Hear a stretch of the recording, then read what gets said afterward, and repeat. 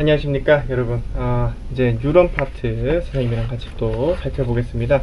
교과서는 몇 페이지 피시면 되냐면요, 여러분들 뉴런 정확하게는 142페이지 펴주시면 될 것 같습니다. 142페이지에 나와 있는 뉴런의 구조 선생님이랑 같이 한번 프린트물 통해 가지고 정리를 다시 한번 해보도록 하죠. 뉴런은 신경계를 이루는 기본 단위입니다. 우리가 신경세포라고도 얘기를 합니다. 자극을 받아들이고 전달하는 기능을 수행하게 되는데요. 아래 그림과 같이 우리가 구성되어 있다는 걸 알 수가 있습니다. 자, 빈칸을 채워가지고 선생님이랑 같이 읽어보도록 하겠습니다. 신경세포체는요, 핵과 세포질이 존재하는 구역이 되겠습니다. 핵과 세포질이 존재하고 있고요. 그 신경세포체는 그래서 우리가 생명활동을 통합하는 역할을 한다. 모든 생명활동 징후를 조절하는 역할을 하게 됩니다. 핵이 있기 때문이죠. 신경돌기 중에 두 가지 신경돌기가 있습니다. 네, 가지돌기와 그 다음에 축삭돌기가 있는데요. 가지돌기는 주변의 뉴런에서 전달해주는 신호를 받아들이는 부분이고요. 축삭돌기는 다른 뉴런이나 조직으로 신호를 전달하는 부분입니다. 이 축삭돌기에는 절연체 역할을 하는 마리집이라고 하는 부분이 있습니다. 이 마리집은요, 슈반세포로 구성되어 있고요. 이 슈반세포로 쌓이지 않는 이 마리집 틈들 있죠. 이 틈을 랑비의 결절이라고 얘기를 하고 있죠. 이 마리집이 있고 없고에 따라서 우리는 마리집 신경과 민마리집 신경으로 구분합니다. 자, 마리집 신경은요, 마리집에 의해서 축삭돌기 일부가 절연되어 있는 부분을 얘기하고요. 민마리집 신경에 비해서 흥분의 전도 속도가 굉장히 빠르다라는 걸 알고 계시면 되겠습니다. 뉴런은요, 우리 또 기능에 따라서 세 개로 크게 나눌 수 있습니다. 뭐로 나누냐면 감각, 연합, 운동으로 나눕니다. 감각 뉴런 같은 경우는 여기 나와 있는 것처럼 신경세포체가 축삭돌기의 한쪽 옆에 이렇게 붙어 있는 경우가 있습니다. 네, 이 신경세포가 살아남기 위한 방법 중 하나입니다. 이 감각 뉴런은요, 감각기의 자극을 연합 뉴런으로 전달하는 역할을 하고요. 연합 뉴런 같은 경우는 보통 수초, 즉 우리가 흔히 얘기하는 마리집이 없습니다. 마리집, 수초라고 이제 나네요. 마리집이라고 얘기를 해요. 같은 말이에요. 마리집이 없고요. 마리집이 없는 뇌의 척수들이 보통 이렇게 연합 뉴런으로 구성이 되어 있습니다. 뇌와 척수를 많이 구성하고 있고 정보를 처리하며 감각신경과 운동신경을 연결하는 게 바로 이 연합 뉴런이 되겠습니다. 운동 뉴런은요, 연합 뉴런의 명령을 근육 같은 반응기에 전달하는 뉴런을 얘기하는데요. 여기서 우리가 알아야 될 게 있어요. 자, 뇌와 척수를 중심이라 생각하고, 뇌와 척수를 중심이라 생각하고, 자극을 받는 쪽을 바깥이라 봅시다. 밖에서 안으로 들어오는, 우리 그 물리에서 얘기하는 구심력이라고 하는 부분이죠. 안쪽으로 당겨지는 힘, 구심만 따와서요. 감각 뉴런을 그러면 밖에서 안쪽으로 신호가 받아오는 부분이겠죠. 그렇죠. 얘를 그래서 구심성 뉴런이라고 얘기를 하고요. 운동 뉴런은 뇌에서 그 다음에 반응기로 나가는 거죠. 바깥쪽으로 나가는 거라서 얘는 원심성 뉴런이라고도 얘기를 합니다. 요걸 좀 기억을 해주셔야 되겠고요. 같은 용어라는 건 좀 알고 계셔야겠습니다. 사실 완전히 똑같지는 않고요. 네, 운동 뉴런이 원심성 뉴런에 해당하고 감각 뉴런이 구심성 뉴런에 해당한다. 이렇게 알고 계시는 게 제일 좋습니다. 감각의 전달 경로 보시면요, 자극, 감각기, 감각 뉴런, 연합 뉴런, 운동 뉴런, 반응기, 반응 이렇게 순서가 되어 있는데요. 이 순서는 잊지 않으셔야 될 것 같습니다. 자, 그 다음 페이지 선생님이랑 같이 또 한번 보겠습니다. 이제 흥분의 전도 파트를 볼 건데요. 흥분의 전도. 자, 전도 어떻게 되는지 우리 4개의 단계가 있었다. 기억을 하실 거라 믿고 바로 보겠습니다.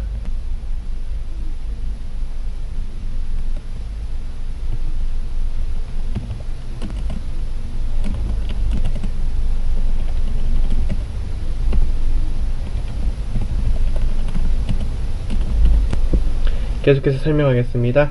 자, 흥분의 전도 보시면요. 네, 우리 전도라고 하는 것, 흥분이라는 것을 먼저 알아야겠습니다. 흥분이라고 하는 건 뉴런이 자극을 받으면 세포막의 전기적 특성이 변화하는 현상, 우리가 흥분이라고 얘기합니다. 이 흥분을 통해서 우리는 신호를 전달하게 되는 거죠. 자, 그러면 중요한 게 있습니다. 이 신호를 전달할 때 관여하는 세포막에 있는 단백질들이 있습니다.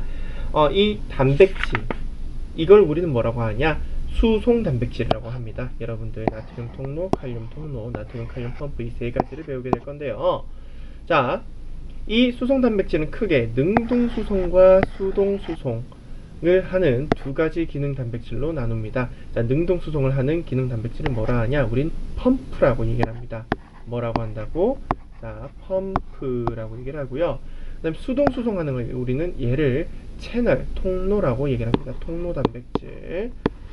통로가 아니라 통로 단백질. 채널이라고 얘기를 합니다. 그래서 이 수동수송은 확산을 통해서 이동하게 돼요. 그래서 농도가 높은 데서 낮은 곳으로 가게 되고 에너지를 사용하진 않습니다. 능동수송을 하게 되는 이 펌프는요, ATP를 사용하게 되고요. 낮은 농도에서 높은 농도로 바꿔줄 수 있게 됩니다. 자, 그래서 이렇게 우리 뮤런의 세포막에는 이 세 가지 나트륨 통로, 칼륨 통로, 나트륨 칼륨 펌프, 이 세 가지의 단백질이 있고, 얘들을 통해서 이 네 가지 단계별로 해서 신호의 생성, 흥분이 발생하게 됩니다. 그러면 전도되는 과정까지 이어서 같이 한번 보도록 하겠습니다. 첫 번째입니다. 자, 우리 일반적으로 뉴런이 쉬고 있는 상태, 이걸 뭐라고 하냐? 분극이라고 얘기를 합니다. 분극 상태를요, 다르게는 휴지 상태라고 얘기를 합니다. 뉴런이 자극을 받기 전에는요, 열려있는 칼륨 통로를 통한 칼륨 유출과, 이때 열려있는 칼륨 통로라고 하는 것은 정말 조금을 얘기합니다. 아주 조금의 칼륨 유출과 나트륨 칼륨 펌프를 작용을 통해 분극 상태가 됩니다. 그래서 이 상태일 땐 나트륨 칼륨 펌프가 굉장히 이제 활발하게 계속 돌고 있겠죠. 나트륨은 어디로? 세포 바깥으로, 칼륨은 어디로? 세포 안쪽으로 이렇게 끌고 오게 됩니다. 끌고 오게 되고요. 바깥쪽에 플러스, 안쪽이 마이너스를 띠게 되는 거죠. 이때 발생하는 전이를 우리는 뭐라고 하냐? 휴지전이라고 얘기를 합니다. 무슨 전이? 휴지전이. 자, 여기 마이너스 70. 여기까지가 바로 1번 분극이 되겠습니다. 마이너스 70 휴지전이를 만든 상태. 이때 이제 자극을 줍니다. 자극을 주게 되면 이 자극이 역치를 넘냐 안 넘냐에 따라서 우리의 신호가 발생하게 되는데요. 역치를 넘게 되는 전이 그때 전이를 뭐라고 하냐면 역치전이라고 합니다. 이 역치전이를 넘으면서 바로 활동전이가 발생하게 되는데, 이 단계까지를 우리가 2번이라 해서 뭐라고 하냐? 탈분극이라고 얘기를 합니다. 자, 탈분극은 뭐냐면 역치 이상의 자극을 받아서 나트륨 통로가 열리게 됩니다. 그럼 나트륨이 세포막 안쪽으로 이렇게 유입되게 되는데, 이때 우리는 전이차가 역전이 되면서 플러스 35의 활동전이를 발생시키게 됩니다. 이걸 우리가 뭐라고 하냐? 탈분극이라고 얘기를 합니다. 자, 탈분극이 되고 나면요, 이 신호가 발생했어요. 그럼 이 신호는 옆으로 이렇게 전달이 될 거예요. 여러분 그림에서 보는 것과 같이 신호가 계속 옆으로 이렇게 전달돼 가는 것을 볼 수가 있습니다. 그러면 신호가 옆으로 전달되면 이 지역, 원래 신호를 발생시켰던 지역은 다시 어떻게 될까? 돌아가야 다음 신호를 받을 수 있겠죠. 그래서 그때 단계, 우리 그 단계를 여기에 3번, 이곳을 3번 재분극이라 합니다. 재분극은 세포막 안쪽의 전하가 플러스가 되면 대부분의 칼륨 통로가 열리게 되면서 칼륨이 바깥쪽으로 확산되게 되고요. 그러면 바깥쪽이 다시 플러스가 되고 안쪽이 다시 마이너스가 됩니다. 이러면서 마이너스 70 휴지전이보다 훨씬 더 작은 쪽으로 잠깐 내려가게 되는데, 이건 재분극에서만 볼 수 있는 특징이 되겠습니다. 이 재분극이 끝나게 되면은 다시 분극이 됩니다. 분극이 되는데, 이 교과서에, 우리 교과서에 이 분극을 뭐라고 해놨냐면 이온의 재배치라고 해놨습니다. 자, 여기 1번과 4번은 당연히 마이너스 70이라고 하는 휴지전이로 똑같습니다. 따라서 상태는 분극이라고 얘기할 수는 있어요. 그런데 재분극이 끝난 직후에 세포 안과 바깥, 그 다음에 원래 자극받기 전에 안과 밖에 나트륨과 칼륨의 농도 차이는 좀 다를 거예요. 한번 생각을 해봅시다. 알겠죠? 자, 그 생각해보는 부분은 좀 이따가 뒤 파트에서 다시 한번 계속 이어서 설명드려 보겠습니다. 자, 1번 동그라미 분극입니다. 1번 동그라미 분극과 그 다음에 4번 동그라미 분극, 우리 앞에서 그림에서 봤었잖아요. 이 둘은 차이점이 있습니다. 자, 1번의 분극은 자극을 받기 전, 탈분극이 일어나기 전 상태, 4번은 재분극이 일어난 직후 상태입니다. 그러면 1번과 4번 사이에서 어떤 일이 있었는지를 우리가 생각을 해봅시다. 자, 분극 다음에 나오는 게 탈분극이에요. 그죠? 탈분극에서 우리 어떤 일이 일어나죠? 탈분극. 나트륨 채널이 열립니다. 채널이 열리면서 세포 바깥쪽에 있던 나트륨이 세포 안쪽으로 들어오게 됩니다. 그쵸? 그 다음에 재분극일 때는요, 세포 안쪽에 있던 칼륨이 세포 바깥쪽으로 빠져나가게 됩니다. 이걸 생각해 보면 이 두 상태의 분극은 차이점이 있다고 할 수 있습니다. 어떻게? 자, 나눠보겠습니다. 1번 분극은 나트륨이 세포 안에 적습니다. 하지만 4번 분극은 상대적으로 나트륨이 많이 들어와 있을 겁니다. 왜? 탈분극 상태일 때 나트륨이 들어왔기 때문입니다. 1번 분극은 칼륨이 양이 많을 겁니다. 왜? 재분극으로 칼륨이 나가지 않았기 때문입니다. 그러나 4번 분극에서는 칼륨의 양이 굉장히 적을 거로 예상이 됩니다. 왜? 재분극을 통해서 칼륨이 세포 바깥으로 유출되었기 때문이죠. 이런 차이점을 우리는 구분을 할 수 있어야겠습니다. 그 다음 실무율에 대해서 얘기를 해보겠습니다. 하나의 세포는 자극의 크기가 크든 작든 역치값만 넘어가면요 반응을 합니다. 이 반응의 크기는 일정한데요, 자극이 얼마든 얼마나 커지든 상관없이 반응값은 일정한 걸 우리가 알 수 있습니다. 따라서 컴퓨터처럼 0과 1, 반응이 유무가 정해집니다. 반응하거나 또는 안 하거나 하나의 세포는 그렇게 한다는 얘기죠. 그러면 봅시다.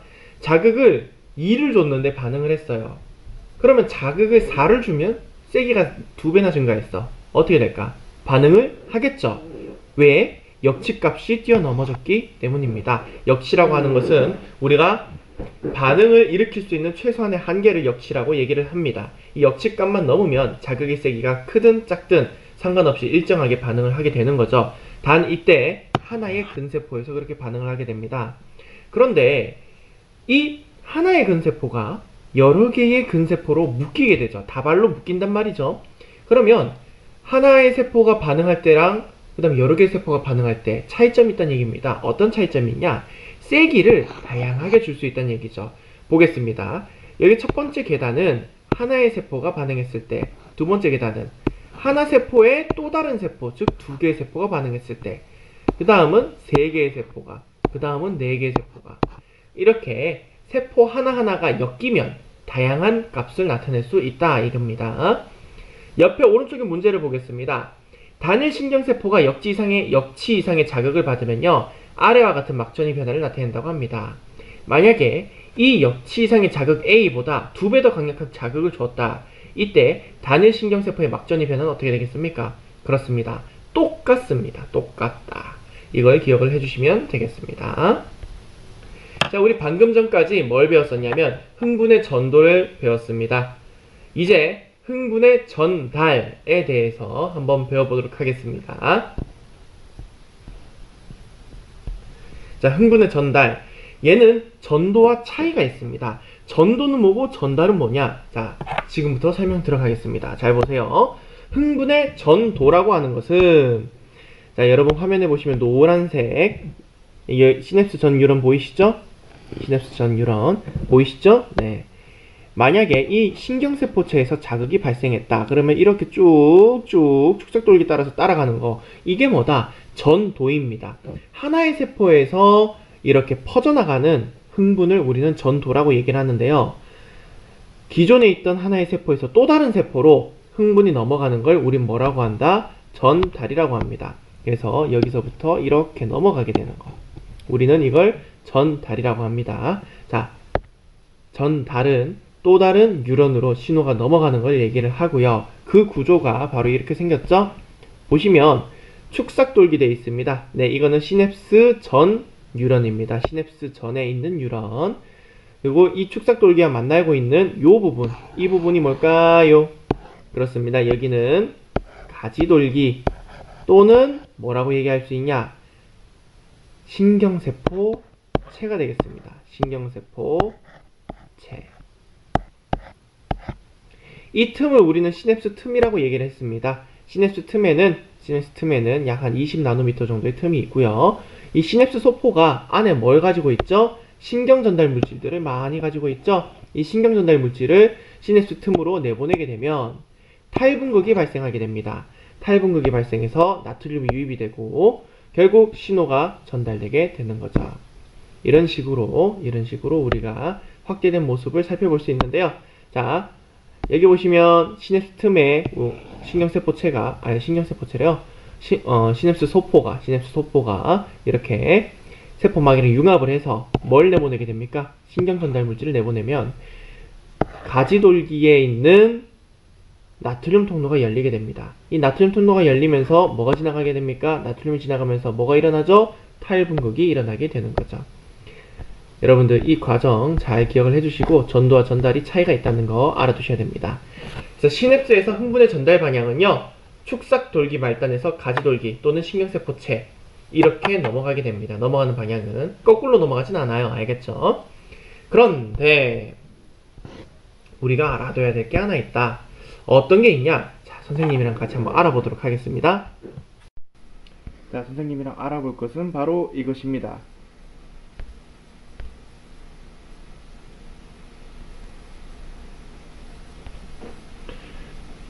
수업 시간에도 했던 건데요. 이 파란색 부분에 자극을 주었다고 봅시다. 파란색 부분에 자극을 주었다. 그러면 탈분극이 어디에서 일어날까요? 그렇습니다.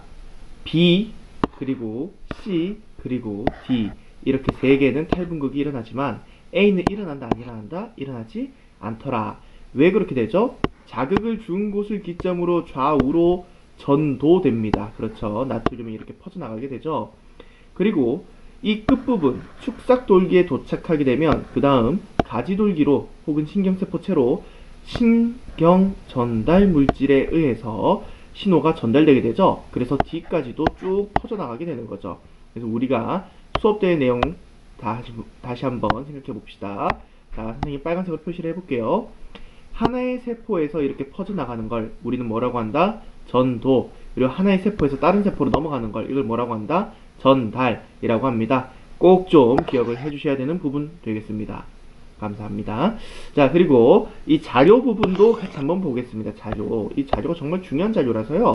선생님이 이렇게 넣어놨어요. 자, 그림 P 지점에 역지상의 자극을 동시에 줬대요. A, B, C, D 뉴런에 동시에 줬습니다. 그다음 뉴런 A에서 D에 막전이 변화 값은 어떻게 될까? 했더니 오른쪽 그래프와 같았대요. 그러면 하나씩 선생님이랑 비교를 한번 해보도록 하겠습니다. 먼저 제일 빠르게 간 건 뭐죠? A입니다. A. 왜 A가 제일 빠르죠? 그렇습니다. A만 유일하게 뭡니까? 마리집 신경이죠? 마리집 신경이 민마리집 신경보단 빠르다. 즉 A가 B보단 빠를 겁니다. 그리고 제일 중요한 게 또 뭐가 있냐? 자, 하나의 신경이 있고 이렇게 신경절이 있는 신경들이 있습니다. 자, 전도와 전달 중에 전도가 훨씬 빠릅니다. 전달보다 빠르기 때문에 B가 C보단 빠르다는 걸 알 수가 있습니다. 그 다음에 이 D 같은 경우는 P 지점에 아무리 자극을 줘도 Q는 탈분극이 일어나 안 일어나? 안 일어나죠? 왜? 보세요. 여기 보면 신경세포체가 있고 여기 축삭돌기가 있어요. 신경세포체에서 축삭돌기로 전달할 수 있나 없나? 불가능하죠? 그렇습니다. 그래서 이 그래프가 굉장히 중요하다라는 걸 기억을 해 주셔야겠습니다.